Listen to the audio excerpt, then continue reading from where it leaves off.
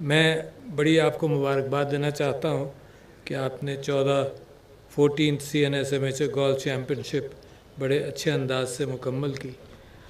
और ये जिन लोगों ने ये चैम्पियनशिप के डिफरेंट मदारिज के अंदर जो इनामात जीते हैं उनका भी शुक्रिया, स्पॉन्सर्स का भी शुक्रिया, और अच्छी ऑर्गेनाइजेशन, क्लब वालों की डिसिप्लिन और सब, इन सब चीज़ों का शुक्रिया। मैं भी यहाँ क्योंकि रेगुलरली खेलता भी हूँ, लिहाजा मुझे अंदाज़ा है कि किसी गोल्फ कोर्स को मैनेज करना, उसको चलाना, उसकी ग्रीनरी का ख्याल रखना, उसकी ग्रीन्स का ख्याल रखना, ये सब आसान काम नहीं है, बड़ा मुश्किल है। और इतना कुदरती एतबार से हर गोल्फ क्लब जो ग्रीन किया जाता है वो वैसे ही नज़रों के लिए बड़ा खूबसूरत नज़र आता है।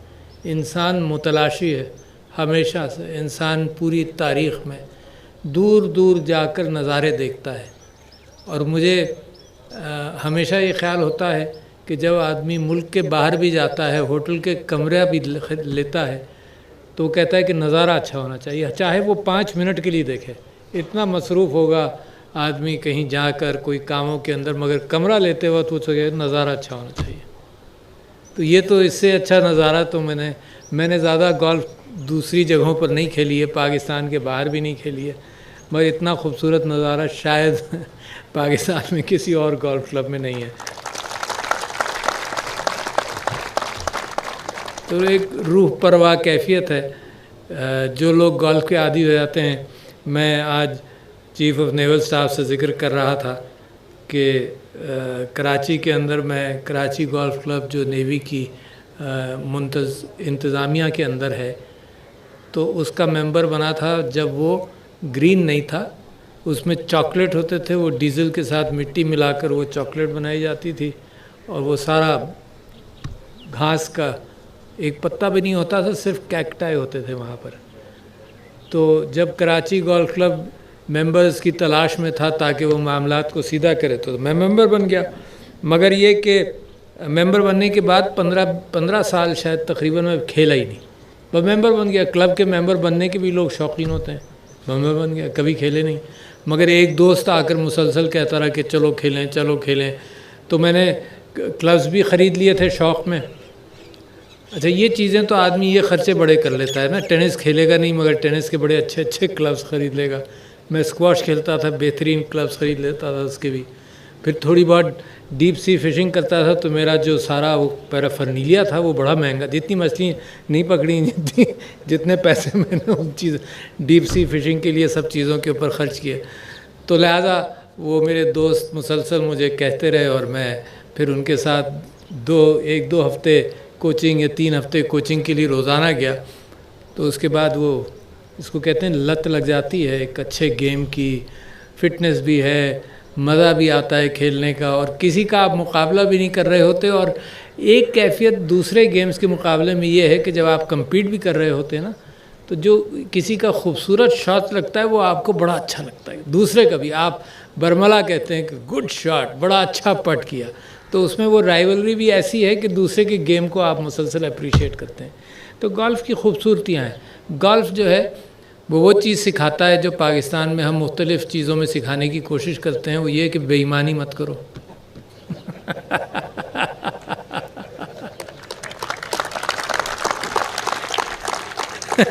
Say true to your score, and let me tell you, it's a very difficult task to say true to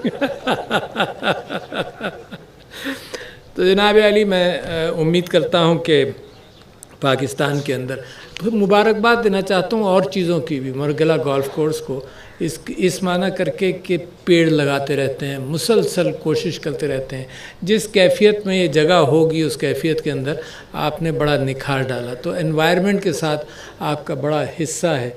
और जब मैं अपने ग्रैंड चिल्ड्रन के साथ भी यहाँ उनको वॉकिंग के लिए लाता हूँ, कुछ को मैं सिखाने की कोशिश कर रहा हूँ, तो they get very excited, even the young ones. जब बंदर नज़र आते हैं उनको और दूसरे जानवर नज़र आते हैं तो दे गेट वेरी एक्साइटेड। तो ये बिल्कुल नेचर के पास है, नेचर के करीब है, और मेरी ख्वाहिश ये है कि इसी तरह से ये फूलता फलता रहे और ये गेम भी पाकिस्तान के अंदर पॉपुलर हो। ये गेम भी पाकिस्तान के अंदर पॉपुलर हो। एक्सपेंसिव गेम है, मगर ये कि पाकिस्तान के अंदर खेल जो हैं वो आप देखते हैं कि किस तरह से हमारे साथ सलूक किया जाता है। फिर पिछले दिनों क्रिकेट में वो कैफियत पैदा हुई, और ये एक तो हमारे क्रिकेटर्स ने मिसाल के तौर पर इतना मुकाबला किया, इतना तासुब का दौर देखा है, जो हम बैठे कुढ़ते रहते थे कि क्या हुआ। शायद आपने सुना भी नहीं होगा कि एक एम्पायर की कुछ फॉरेन प्लेयर्स ने पिटाई की, पेशावर का इंसिडेंट है बहुत पुराना। फिर माइक गैटिंग इंसिडेंट तो आप में से बहुत सारे लोगों ने देखा होगा।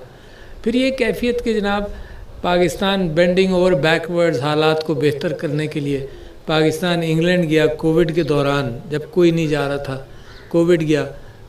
मगर ये कि जब उन्होंने रिजेक्ट किया तो मैं लोगों को तसल्ली दे रहा था।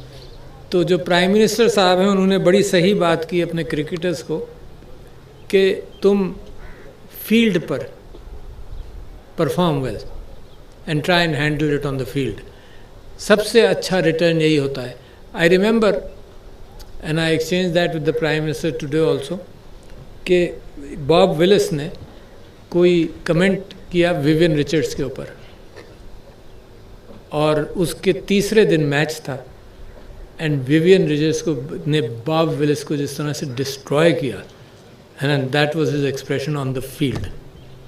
तो हम ये समझते हैं कि ये सारी चीज़ें यूँ गायब हो जाएंगी, ये सारे तासुबात यानी जिससे हम गुजरे हुए हैं। आज ही मैं एक सर्टिफिकेट देख रहा था जिसमें कुर्सी के लिए सर्टिफिकेट दिया जाता था। यहाँ पर 1880 के सर्टिफिकेट्स हैं कि अगर कोई ब्रिटिश ऑफिसर किसी जगह पर किसी फंक्शन में आएंगे तो जिनके पास कुर्सी के सर्टिफिकेट होंगे वही कुर्सी पर बैठेंगे, बाकी सब लोग नहीं बैठेंगे।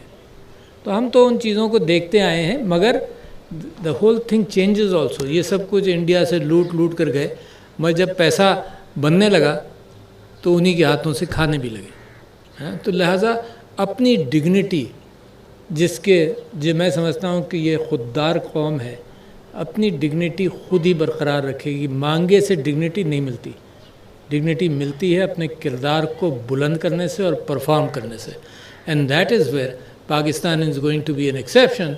एंड गोल्फ एंड स्पोर्ट्स उसमें कोई अलग कैफियत नहीं है, उसके अंदर भी हमको इसी तरह से मेहनत करके परफॉर्म करना पड़ेगा। तो शुक्रिया जनाब, wish you good luck all players, माशाल्लाह, वेल डन।